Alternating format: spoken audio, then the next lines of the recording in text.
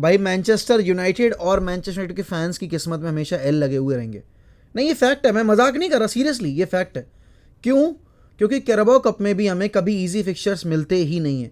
वहाँ लिवरपूल को डार्बी मिली है, ठीक है ना, चलो ठीक है, हमारा दुख बांटने के लिए चेल्सी को ज़रूर मैन सिटी मिल गई है, लेकिन हमें भी कोई इजी फिक्चर नहीं मिला है, हमें मिला है एस्टन विला। और अगर आप भी सारे फिक्चर्स की लिस्ट देखना चाहते हैं, आप भी सारी लेटेस्ट न्यूज़ जानना चाहते हैं regarding Premier League, regarding La Liga, regarding any of the other leagues in Europe, then you can head over to OneFootball application, as this video is sponsored by OneFootball application. It is my go-to application when I have to do my research regarding the games, whenever I have to check, the details regarding any of the transfer that is happening in world of football. If any player that is being linked with Manchester United, then I just search the name on that tab and read the entire thread of that player, the entire detail of that player. Also, there are certain details regarding our further development in other deals as well. So if you want to keep a track on those deals as well, then you can download the app. The link is given in description. It's free of course. Click on the link, download the app now and enjoy this footballing season for yourself. तो भाई कुछ negative news हैं और कुछ positive news हैं regarding Manchester United. सबसे एक important news जो आई है वो ये है कि एंटनी की डील के लिए हमने अपना जो फिगर है वो तय कर लिया है, and we are on the verge of submitting our official bid to IX. यहाँ पर आईएक्स को एंटनी ने बोल दिया कि अगले 48 घंटे में मुझे ये डील फाइनलाइज होके चाहिए है। I don't want to stay at the club. अब आप एंटनी के प्रोफेशनलिज्म बिहेवियर पर सवाल उठा सकते हो, बिल्कुल उठा सकते हो, लाजमी है वो उठाना, but he is desperate to get his move to Manchester United. He actually indicated it quite often कि उसको अब प्रीमियर लीग में जाकर खेलना है, he want to play for United. वो जैसे मैंने कल की वीडियो में बोला भी था आपको, वो लिसांद्रो मार्टिनेज के पोस्ट पर जाकर कमेंट कर रहा है, उसका एजेंट स्टोरीज डाल रहा है। और एक बात जो यहाँ पर गौर करने वाली है कि एंटनी के एजेंट्स ऑलरेडी लंदन में हैं, और वो लंदन हेडक्वार्टर्स जो यूनाइटेड का ऑफिस है जहाँ लंदन में, वहाँ वो फर्दर डिटेल्स पर वर्क करना शुरू करेंगे जैसे ही डील एग्री हो जाती है आपकी आईएक्स के साथ। यहाँ पर एक जो पॉजिटिव हमारे केस में जा रही है अभी चीज़, वो ये है कि आईएक्स और हकीम जियश एक दूसरे के साथ अभी डील कर रहे हैं, और जैसे ही वो डील फाइनलाइज हो जाएगी आप ये एंटनी वाली डील पर और क्लैरिटी देखोगे। यहाँ डेविड ऑनस्टीन ने भी यही रिपोर्ट किया है कि United are certain that they will get this player before the deadline. और यहाँ पर एंटनी ने क्योंकि बहुत बार आकर पब्लिकली ये चीज़ बोल दी है, इनडायरेक्टली डायरेक्टली इस चीज़ के इंडिकेशन दिए हैं that he wants to join Manchester United and he wants to work again under Erik ten Hag. यहाँ पर यूनाइटेड का जो एक सिनेरियो डेवलप हुआ फ्रैंकी डियोंग के चक्कर में, उस वजह से हमें एंटनी के लिए जो 100 मिलियन देने पड़ रहे हैं, बेसिकली कोटेड अमाउंट अभी जो अपग्रेड करके हम भेजने वाले हैं वो है 94 मिलियन यूरोस का।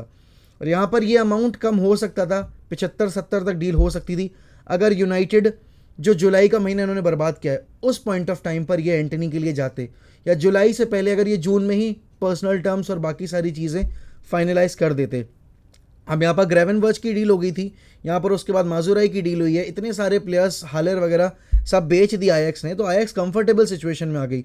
यही अगर हम उन बहुत सारी डील्स की फाइनलाइजेशन होने से पहले अगर एंटनी डील पर वर्क करना शुरू कर देते तो हमें शायद इतना मोटा पैसा नहीं देना पड़ता। लेकिन चलो कोई बात नहीं, अब क्या कर सकते हैं, जो पैसा देना है अपने प्लेयर के लिए वो देना पड़ेगा।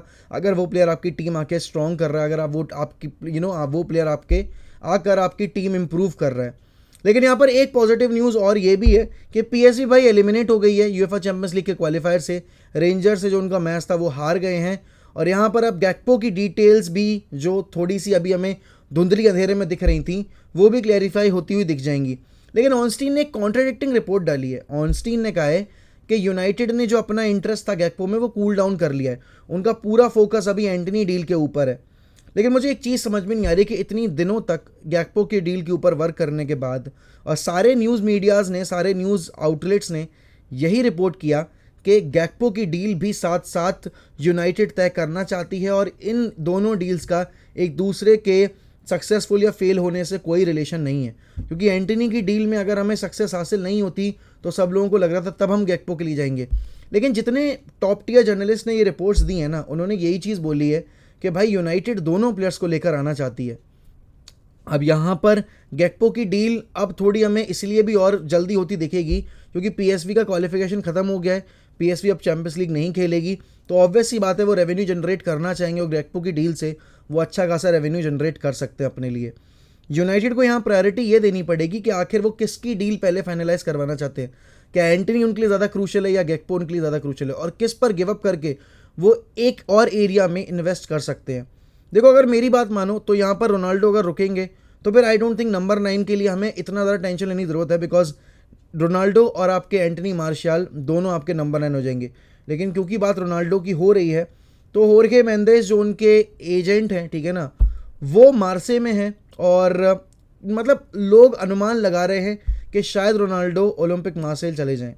लेकिन यहाँ पर यार मेरे लिए ये मूव थोड़ी सी एक अनरियलिस्टिक सी मटेरियलाइज होती दिख रही है, क्योंकि अगर फ्रेंच लीग जाना है तो फिर why would he go to a club जो कि उनकी लीग के लिए भी compete नहीं कर पाएगा। सिर्फ चैंपियंस लीग खेलने के लिए I don't think Ronaldo will leave the club, but you never know, you know, it's he is Ronaldo.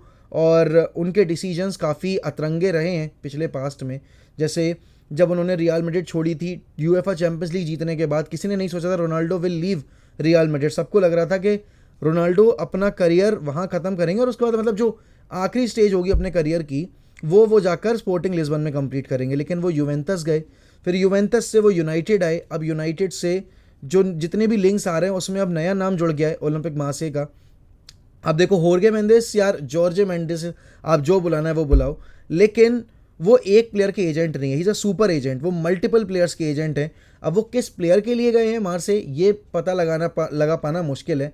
लेकिन भाई वहाँ मार्से के फैंस ने जस्ट मनाना शुरू कर दिया that Cristiano Ronaldo is joining their club. भाई देखो कोई भी क्लब में रोनाल्डो जाएंगे ऑब्वियस सी बात है वहाँ के फ़ैन बेस का जो उत्साह होगा वो अलग लेवल का होगा।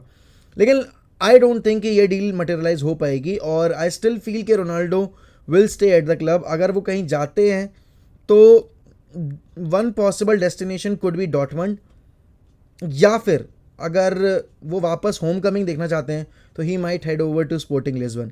लेकिन वो थोड़ी सी अनरियलिस्टिक डील्स हैं। यहाँ पर फ्रैंकी डियोंग के केस में मुझे नहीं लग रहा भाई अब कोई पॉजिटिव न्यूज़ हमें देखने को मिलेगी, क्योंकि जिस तरह का गेम फ्रैंकी डियोंग ने कल रात दिखाया है ना अगेंस्ट मैन सिटी, भाई वो कच्चा खा गया, लिटरली वो बर्नार्डो सिल्वा को कच्चा खा गया। अब आई मीन मैंने बहुत बार बोला है कि Bernardo Silva is a upgrade on Frenkie de Jong, but Frenkie de Jong ने शायद वो बात पर्सनल ले ली और उन्होंने पूरे कैंपनों के सामने बोला कि देखो जिस प्लेयर के तुम पीछे जा रहे हो उससे बेटर परफॉर्मेंस मैं तुम्हें देकर दिखा सकता हूँ उसी प्लेयर के against. And literally Frenkie de Jong ने बर्नार्डो सिल्वा को खेलने ही नहीं दिया। He was top notch tonight और बार्सिलोना की काफ़ी अच्छी परफॉर्मेंस भी थी।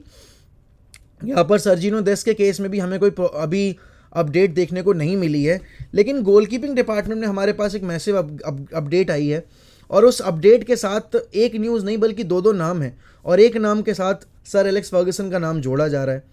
केविन ट्रैप के केस में जो अभी अपडेट आई उसमें ये कहा जा रहा है कि भाई 10 से 11 मिलियन एग्री किया जा सकता है केविन ट्रैप के साथ उनकी जो शायद सैलरी होगी, और 11 से 15 मिलियन जो है वो आपके फ्रैंकफर्ट के साथ डील की जा सकती है उनकी ट्रांसफ़र फ़ी के लिए। भाई 33 वर्षीय ट्रैप के लिए अगर आप इतना पैसा और इतनी सैलरी अगर देने को तैयार हो, मुझे नहीं पता शायद वो सैलरी अमाउंट था या ट्रांसफ़र अमाउंट था, आई माइट बी रॉन्ग, ठीक है ना, मैंने शायद पढ़ने में गलती कर दी हो। लेकिन यहाँ पर अगर ये 11 मिलियन का ट्रांसफ़र हो जाता है तो आप ट्रांसफ़र मतलब बेसिकली वेज कितने दोगे वो देखने वाली बात होगी। और यहाँ पर अभी बात चल रही है कि मार्टिन डुवराप्का को लेके आ सकती है मैनचेस्टर यूनाइटेड। न्यूकासल पे अभी जो बेंच पर बैठे हुए हैं वो, क्योंकि अभी उनके जो कीपर बन चुके हैं वो शायद निक पोप हैं, कि वो अभी बर्नली से उन्होंने ज्वाइन किया है निक पोप ने।